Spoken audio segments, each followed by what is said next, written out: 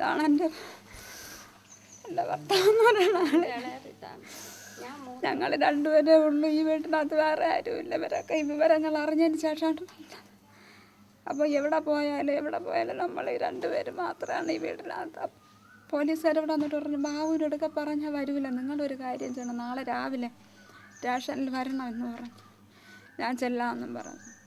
അങ്ങനെ നിന്ന പിന്നെ ആ പോലീസുകാരെ നിങ്ങളെ ഐഡൻറ്റി കാർഡും റേഷൻ കാർഡും തരണമെന്ന് പറഞ്ഞ് ഇവിടെ വന്നു. അപ്പോൾ ഞാൻ പറഞ്ഞു, അത് ഇവിടെ വെച്ചേക്കണമെന്ന് എനിക്ക് അറിഞ്ഞൂടെ, ഞാൻ നാളെ വരുമ്പോൾ കൊണ്ടുതരാം. അങ്ങനെ പറയുന്നത് എൻ്റെ ഭർത്താവ് കേട്ടോണ്ട് കിടന്നു. അപ്പോഴും ഒന്നും മിണ്ടിയില്ല. ഈ പോലീസുകാർ അങ്ങ് പോയി സ്കൂട്ടറിലിരുന്നിട്ട്, അപ്പോൾ എന്നോട് പറഞ്ഞു, പോയി അകത്ത് പോയി എനിക്ക് ചെല്ലമ്മയെന്നാണ് എൻ്റെ പേര്, നീ അകത്ത് പോയി ഒരു ഗ്ലാസ് വെള്ളം എനിക്ക് കുടിക്കാൻ.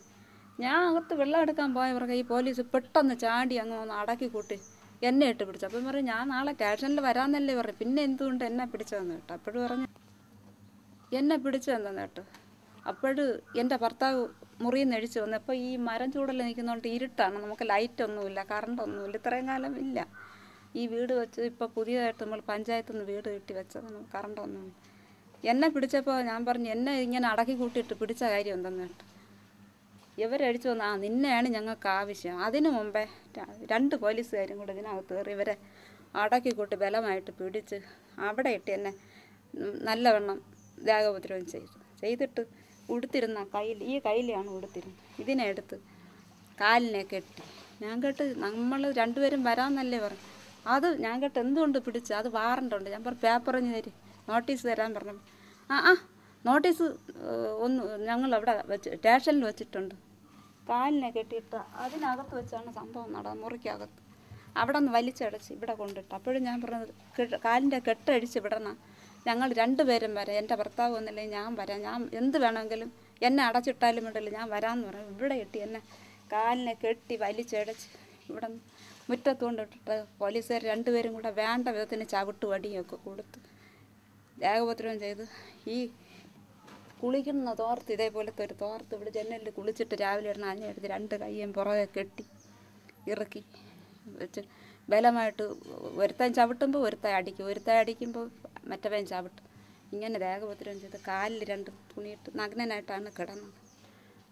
അപ്പോഴും ഈ ഉടുത്തിരിക്കുന്ന മുണ്ടെടുത്തിട്ട് ഈ കയ്യിലാണ് ഉടുത്തിരിക്കുന്നത്, കാലിൽ കെട്ടിയത്. തോർത്തൊക്കെ പുറകെ കെട്ടി വെച്ചിട്ട് പറഞ്ഞു, ഇത്രയും ഇതൊക്കെ ചെയ്തിട്ടും അവൻ്റെ ആരോഗ്യം കണ്ടില്ലേ, നഷ്ടപ്പെടുന്നില്ല. അപ്പോൾ എൻ്റെ ഭർത്താവ് നല്ലൊരു ആരോഗ്യവാനും നല്ല വിവരമുള്ള ഒരു മനുഷ്യനും ഒരു കാര്യത്തിന് പുറകോട്ട് നിൽക്കുന്ന ആളാണ്. എല്ലാത്തിനും നല്ല ധൈര്യശാലിയും. ഗ്യാസ് കാര്യങ്ങൾ വന്നാൽ ഏത് ഓഫീസിനകത്തും കയറി നല്ല കാര്യങ്ങൾ ചെയ്ത് എല്ലാ കാര്യവും നേടി വരണം. എൻ്റെ ഭർത്താവിന് ഈ വിധത്തിനിട്ട് ദേഹോപദ്രവം ചെയ്തപ്പോഴത്തേന് ഞാൻ കേട്ട്, എന്തുകൊണ്ട് നിങ്ങളിത് ഇങ്ങനെ ചെയ്യുന്ന കേട്ടപ്പോൾ പറഞ്ഞു, ഇവന് വാറണ്ടുണ്ട്, ഇവൻ ഹാജരാകില്ല, ഇവൻ പിടിയിട്ടാ പുള്ളിയാണെന്നും പറഞ്ഞ് ഇങ്ങനെയൊക്കെ ചെയ്യും. അതിനു മുമ്പ് SIക്ക് ഫോൺ ചെയ്ത് SI ഇവിടെ വന്നിട്ട് SI 10 മിനിറ്റിനകത്ത് വരണമെന്ന് പോലീസുകാരെ ഇങ്ങനെ ഫോൺ ചെയ്ത് വരുത്തു. അതിനു മുമ്പ് ജീപ്പിൽ കുറച്ച് പോലീസുകാർ SIയുമായിട്ട് വന്ന് SI വന്ന വാക്കോടും കൂടെ എൻ്റെ ഭർത്താവിനെ ചവിട്ടയും ഇങ്ങനെ അടിക്കുകയൊക്കെ ചെയ്ത്, ചവിട്ടത്തടിക്കുകയൊക്കെ ചെയ്തു. അപ്പോഴും ഇവിടെ തന്നെ നഗ്നനായിട്ട് കിടക്കുകയാണ്. എന്നിട്ട് പറഞ്ഞു, എടിച്ച് സ്റ്റേഷനിൽ പോവാമെന്ന് പറഞ്ഞു. അപ്പോഴത്തന്നെ പോലീസുകാരൻ്റെ പറഞ്ഞ കാലിൻ്റെ ഈ കെട്ടഴിക്കാൻ പറഞ്ഞു. പോലീസുകാരൻ കെട്ടഴിച്ചിട്ട് 2 കൈയും പുറകെ കെട്ടി എൻ്റെ ഭർത്താവിനെ ഇവിടെ നിന്ന് ജീവനോടെ കൊണ്ടുപോയി. എൻ്റെ ഭർത്താവിനെ യുവമാരവിടെ കൊണ്ടുവന്ന് എൻ്റെ ഭർത്താവിനെ ആയുസറൊക്കെ കൊന്നിട്ട് ഇതിനകത്ത് കൊണ്ടുപോകുമ്പോൾ എൻ്റെ ഭർത്താവ് പറയണം, നീ ഇവിടെ വാ, എൻ്റെ കൂട്ടത്തിൽ നീ ഇവിടെ വാ എന്ന് പറഞ്ഞു. അപ്പോഴും SI വന്നിട്ട് പറയണം, SI ആണ് മുണ്ടുടുത്ത് കൊടുത്ത്, SI ആണ് മുണ്ടുടുപ്പിച്ച് ഇവിടെ നിന്ന് കൊണ്ടുപോയതിൻ്റെ അന്ന് ഷർട്ടിനകത്ത് ഈ ഷർട്ടാണ് ഇട്ടുകൊണ്ട് പോയത്. ഇതിനകത്ത് 700 രൂപയും ഐഡൻറ്റി ഡയറിയും ഒരു പേനയും ഉണ്ടായിരുന്നു. അത് നമുക്ക് ഇന്ന് വരെ കിട്ടിയിട്ടില്ല.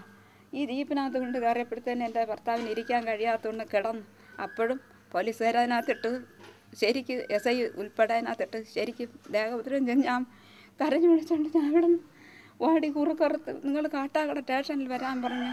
ഞാൻ കാട്ടാക്കട സ്റ്റേഷനിൽ എത്തുന്നതിന് മുമ്പ് രാത്രിയല്ല, അപ്പോഴൊരു 5:30 മണി സമയം ആയതേ ഉള്ളൂ. ഞാൻ ഇവിടെ നിന്ന് ചെല്ലുന്ന സമയത്ത് എൻ്റെ ഭർത്താവ് പറഞ്ഞു, എൻ്റെ ഷർട്ട് ഇഞ്ഞെടുത്തോണ്ടോ, ഷർട്ട് കൊടുത്ത് ഞാൻ ഇവിടെ നിന്ന് ചെല്ലുമ്പോൾ, നീ കയറണ്ട, ജീപ്പിൽ നീ കയറണ്ടെന്ന് പോലീസുകാർ പറഞ്ഞു. അങ്ങ് കാട്ടാക്കട വന്നാൽ മതി. എൻ്റെ ഭർത്താവ് പറയാണ്, നീ കൂടെ ജീപ്പിനകത്ത് കയറി. ഇവർ രണ്ടുപേരും കൂടെ കൈ ഇങ്ങനെ വെച്ചിട്ട് ഇതിൽ കയറാൻ പറ്റൂല.